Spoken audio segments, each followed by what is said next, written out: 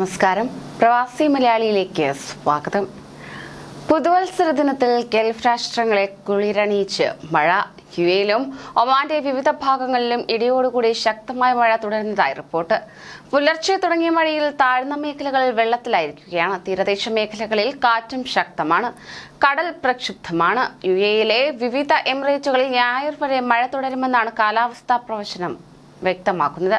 Dubai, Abu Dhabi, അൽ ഐൻ, Sharjah, Ras al Khaimah, ഉമ്മുൽ Quwain എന്നിവിടങ്ങളിലായിരുന്നു ഇടിയും കാറ്റും മഴയും.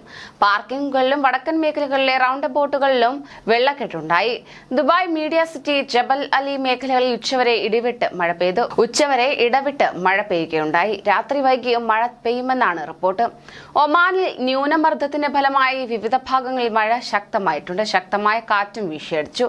പുലർച്ചയോടെ ആരംഭിച്ച മഴ വൈകിട്ടും തുടർന്ന് പലയിടങ്ങളിൽ വാദികൾ നിറഞ്ഞു കവിയുകയും ഗതാഗതം തടസ്സപ്പെടുകയും ചെയ്തു. അടുത്ത ആഴ്ച വരെ മഴ തുടരുമെന്ന് കാലാവസ്ഥാ നിരീക്ഷണ കേന്ദ്രം മുന്നറിയിപ്പ് നൽകിയിരുന്നു. വടക്കൻ ഗവർണറേറ്റുകളിലാണ് കൂടുതൽ മഴ പെയ്തത്. വാദിയിലെ വെള്ളപ്പൊക്കവും റോഡിലെ വെള്ളക്കെട്ടും വാഹന ഗതാഗതത്തെ ബാധിച്ചു.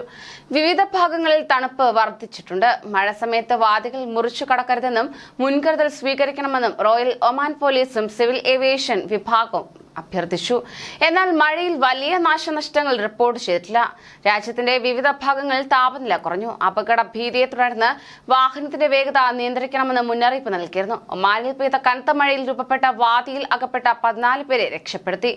നഖൽ വിലായത്തിലാണ് വിവിധ വാദികളിലായി സിവിൽ ഡിഫൻസ് ആൻഡ് ആംബുലൻസ് വിഭാഗം രക്ഷാപ്രവർത്തനം നടത്തിയത്. ഇവരുടെ ആരോഗ്യനില തൃപ്തികരമാണെന്നും അധികൃതർ അറിയിച്ചു.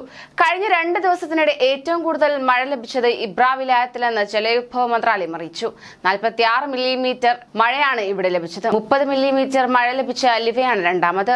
കാബൂറയിൽ 14 മില്ലിമീറ്ററും നഖ്ലിൽ 10 മില്ലിമീറ്ററും ബഹ്ല, അൽ അവബി, സുഹാർ എന്നിവിടങ്ങളിൽ 10 മില്ലിമീറ്ററിൽ താഴെ മഴ ലഭിച്ചു. ഡിസംബർ 30 മുതൽ 31 രാവിലെ 8 മണിവരെയുള്ള കണക്കാണ് മന്ത്രാലയം പുറത്തുവിട്ടിരിക്കുന്നത്. അതേസമയം പുതുവത്സരത്തോടനുബന്ധിച്ച് മഴ പെയ്യുമെന്ന് യുഎഇ ദേശീയ കാലാവസ്ഥാ നിരീക്ഷണ കേന്ദ്രം നേരത്തെ അറിയിച്ചിരുന്നു.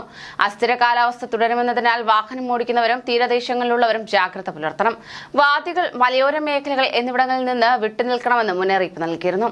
ദൂരക്കാഴ്ച കുറഞ്ഞതിനാൽ പുതുവത്സര അവധിയോടനുബന്ധിച്ച് യാത്ര ചെയ്യുന്നവർ ഏറെ ജാഗ്രത പുലർത്തണമെന്ന് ദുബായ് പോലീസ് നിർദ്ദേശിച്ചു. വേഗം കുറയ്ക്കുകയും വാഹനങ്ങൾ തമ്മിൽ സുരക്ഷിത അകലം പാലിക്കുകയും ചെയ്തിരിക്കണം. കൂടുതൽ പ്രവാസി വാർത്തകൾക്കായി ഈ ചാനൽ സബ്സ്ക്രൈബ് ചെയ്യൂ.